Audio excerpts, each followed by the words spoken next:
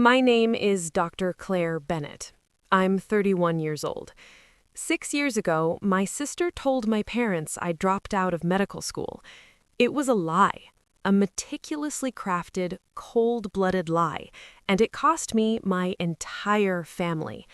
They cut me off, blocked my number, skipped my residency graduation. They weren't at my wedding. For 6 years, I was no one's daughter. Yesterday, my sister was rushed into this emergency room, unconscious, bleeding internally. The trauma team paged the chief surgeon. When I walked in, my mother grabbed my father's arm so hard it left bruises. They hadn't seen me in 6 years, and now the daughter they threw away was the only one who could save the daughter they kept. Before we go further, if you've ever been silenced by the people who should have defended you, drop a fire in the comments. Tell me where you're watching from. Because this story isn't about revenge, it's about what happens when you stop waiting to be believed and become undeniable. Let me take you back to the fall of 2016, to a kitchen table in Millbrook, Pennsylvania, and the last time my father looked at me with anything like pride. Growing up, there were 2 daughters in the Bennett house, but only one who mattered. My sister, Victoria, is 3 years older. She was the performer, school plays, student council, the girl who could charm any adult at any dinner party. My parents, Richard and Linda, adored her for it. My father managed a manufacturing plant. My mother did part-time bookkeeping. They valued 2 things, appearances and obedience. Victoria delivered both flawlessly. I was the quiet one, the one with my nose in a textbook while Victoria held court at the table. I wasn't rebellious, I was simply invisible. There's a difference between being forgotten and never being seen in the first place. 8th grade, I made it to the state science fair, the only kid from our school.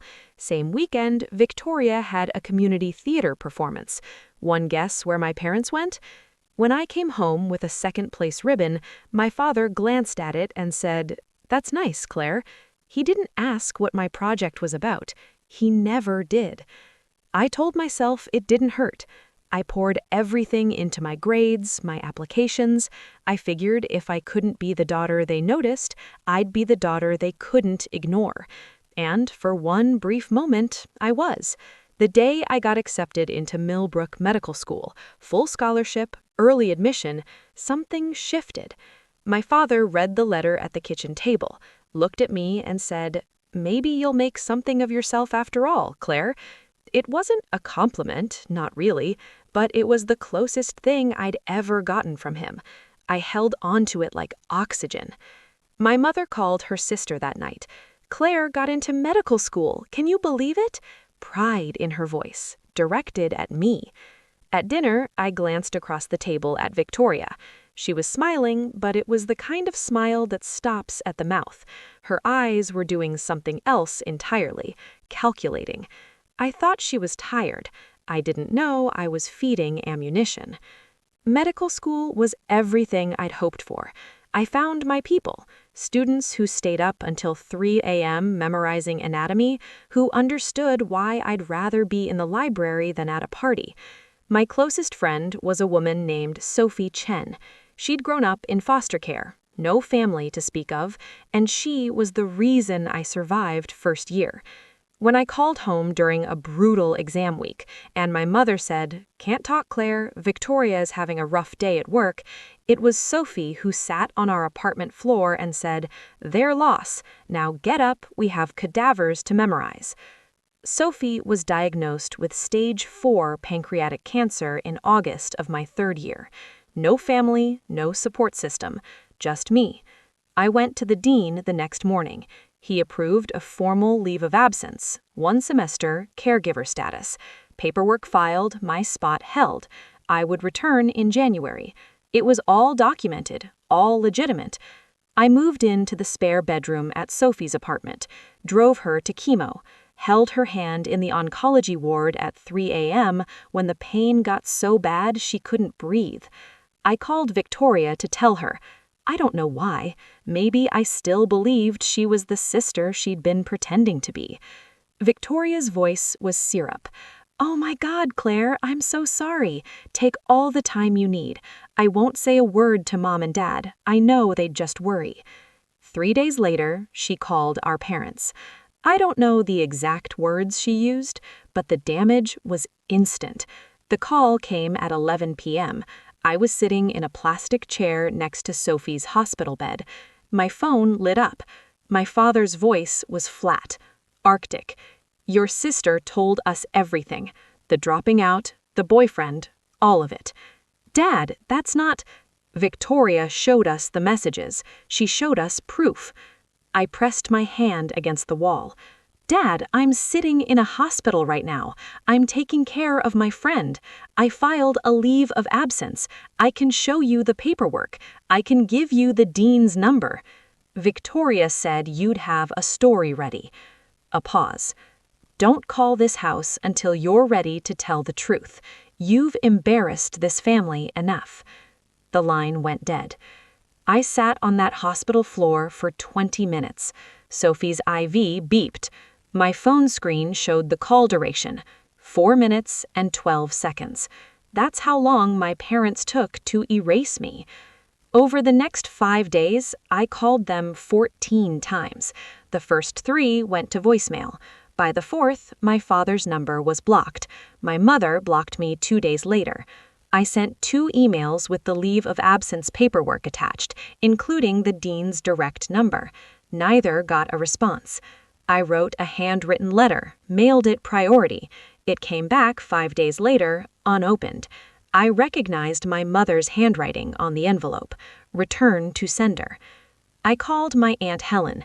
She called my father that evening. He told her to stay out of it. Then he hung up on her. On the 6th day, I stopped calling. Not because I gave up, because I realized they had chosen. Victoria just gave them permission to stop pretending. Sophie died on a Sunday morning in December. Quiet, just the beep of the monitor going flat. I was the only one in the room. No one from my family called. No one knew. I organized a small funeral. 6 people came.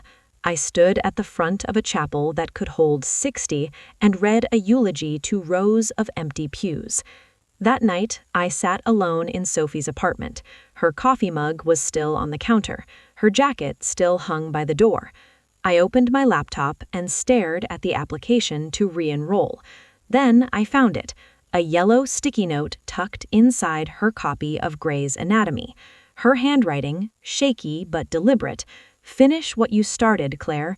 Become the doctor I know you are, and don't you dare let anyone, especially your own blood, tell you who you are." I closed the laptop, opened it again, filled out the re-enrollment form. 2 options, crumble or climb. I chose to climb, not for my parents, for Sophie. I went back to medical school in January. No family support, no safety net. I took extra student loans, worked as a research assistant, and ate hospital cafeteria leftovers more times than I'll admit. Medical school doesn't care about your personal life. Anatomy exams don't pause because your family disowned you. Clinical rotations don't get shorter because you cried in the supply closet at 2 a.m. So I stopped crying and started working. I worked like my life depended on it, because in a way it did. I graduated on time. No one from Millbrook came. I matched into a surgical residency at Mercy Crest Medical Center, a Level 1 trauma center. That's where I met Dr. Maggie Thornton.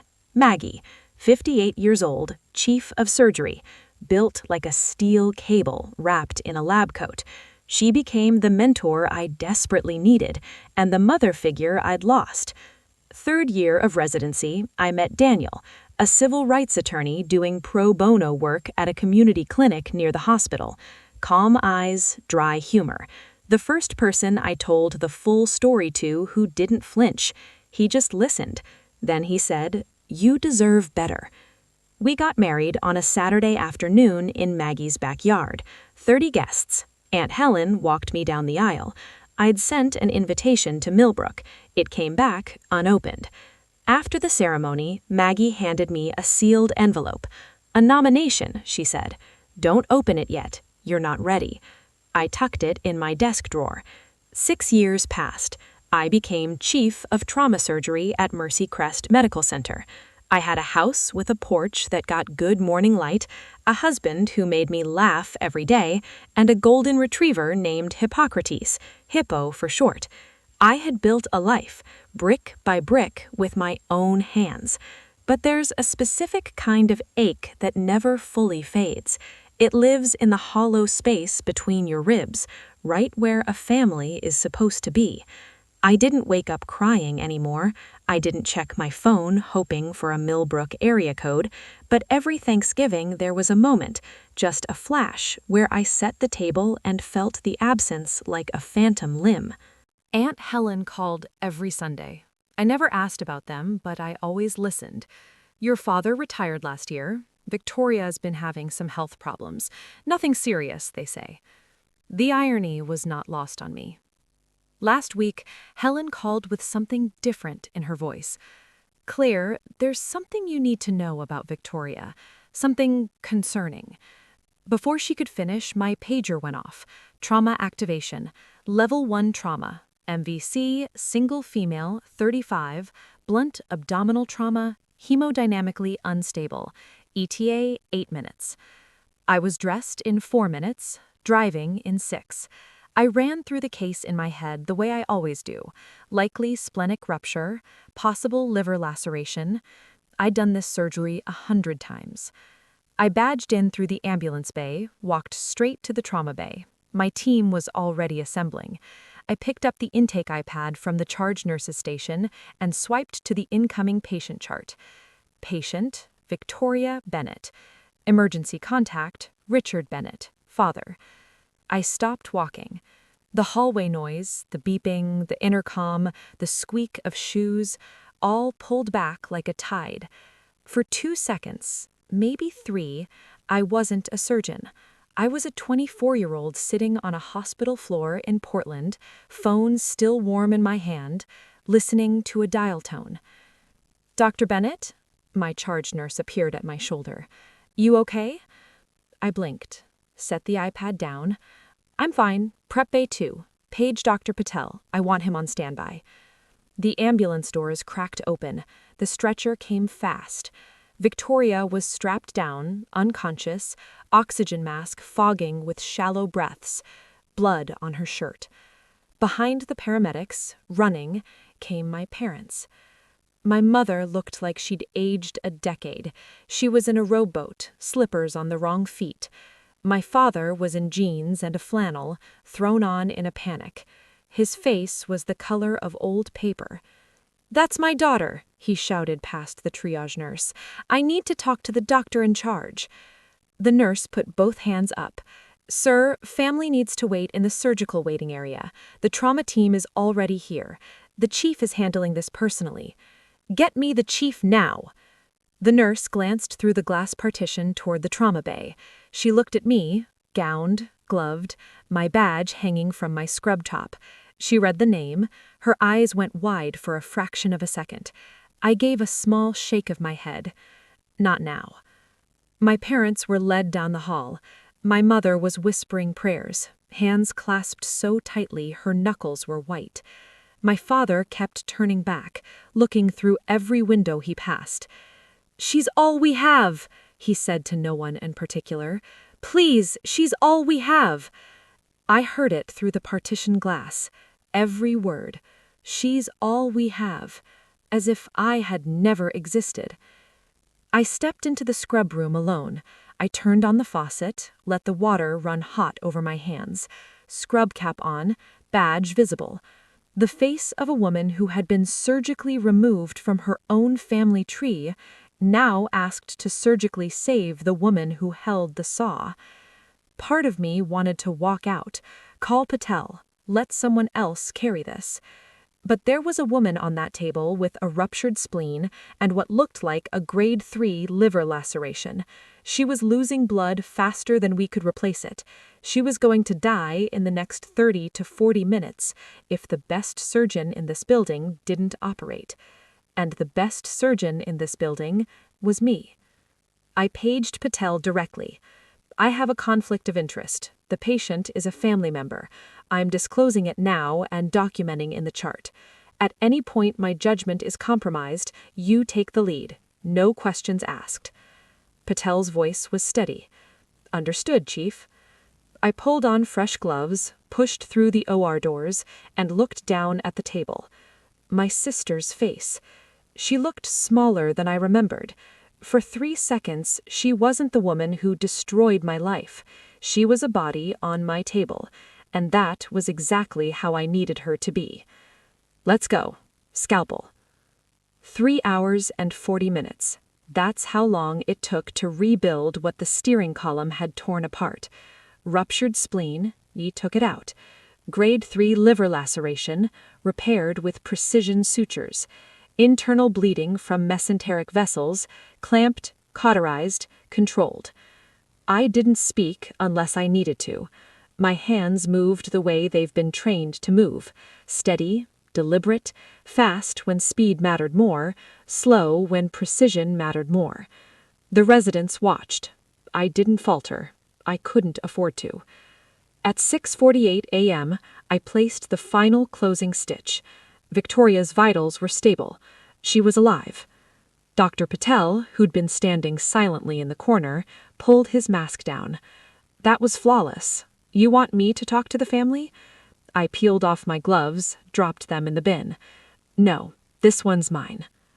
I caught my reflection in the scrub room mirror. Same face, same badge, but something had shifted. For 6 years, I'd been the daughter who'd disappeared. Now I was the surgeon who'd just pulled her sister back from the edge of death. Those two facts were about to collide in a waiting room 40 feet away. The hallway felt like never so long. The waiting room had that fluorescent hush hospitals get at 7 a.m. In the center row, sitting rigid, sleepless, terrified, were my parents. I pushed through the double doors, still in surgical scrubs, mask pulled down around my neck, scrub cap off. My badge hung at chest level, printed in clean block letters. Dr. Claire Bennett, MD, FACS, Chief of Trauma Surgery. My father stood first. He always stood first. Doctor, how is she? Is Victoria... He stopped. His eyes dropped to my badge, then rose to my face, then dropped to the badge again. I watched the recognition move through him like something physical, a tremor that started in his hands and climbed to his jaw. My mother looked up half a second later. Her lips parted. No sound came out. Her right hand shot to my father's forearm and clamped down, fingers digging into the flannel of his sleeve with a force that would later leave bruises shaped like fingertips. 5 seconds of silence. 5 seconds that held 6 years. I spoke first. Calm, clinical, the same voice I use to address every family in this room. Mr. and Mrs. Bennett, I'm Dr. Bennett, Chief of Trauma Surgery. Your daughter Victoria sustained a ruptured spleen and a grade 3 liver laceration in the accident. Surgery was successful. She's stable and currently in the ICU. You'll be able to see her in approximately 1 hour. Mr. and Mrs., not Mom and Dad. I watched that land. I watched it cut. My mother moved first. She took a step toward me, her arms lifting, a sob already breaking through. Claire! Oh my God! Claire! I stepped back. Half a step. Polite. Unmistakable. She froze.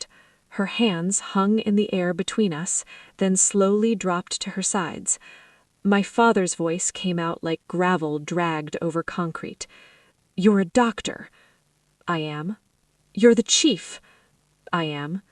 But Victoria said, she told us you dropped out. She said you were... She told you I dropped out, that I had a boyfriend, that I was in trouble. I kept my voice level. No shaking, no tears. None of it was true. Not a single word. I took a leave of absence to care for a dying friend. I sent you the paperwork. I called 14 times. I wrote a letter. You sent it back unopened. Through the glass behind me, I could see my team watching. A resident looked away. My charge nurse sat down her clipboard and stared. My parents tried to redirect. Old instinct. This isn't the time or place, Claire. Your sister is in the ICU. I know. I just spent 3 hours and 40 minutes making sure she survives. So yes, Dad, I'm aware where she is. He had nothing. For the first time in my life, my father, a man who had never been at a loss for a decree, had absolutely nothing. The silence was doing the work I never could. My mother pressed a fist against her mouth. The letters. You sent letters?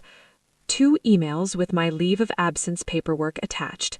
1 handwritten letter mailed priority. You sent it back unopened. I recognized your handwriting on the envelope. She made a sound like something breaking. I didn't stay to watch. I need to check post-op vitals. Excuse me. I walked toward the ICU corridor. I didn't look back. But I heard my mother's voice behind me, small and ruined. Richard, what have we done? And I heard something I'd never heard before. My father saying nothing. 4 hours later, I walked into the ICU for the standard post-op assessment. Victoria's eyes were open, glassy, unfocused from anesthesia, but open. She blinked at the ceiling, at the IV pole, then her gaze tracked sideways to me, read my badge, read it again. The color drained from her face. Claire, her voice was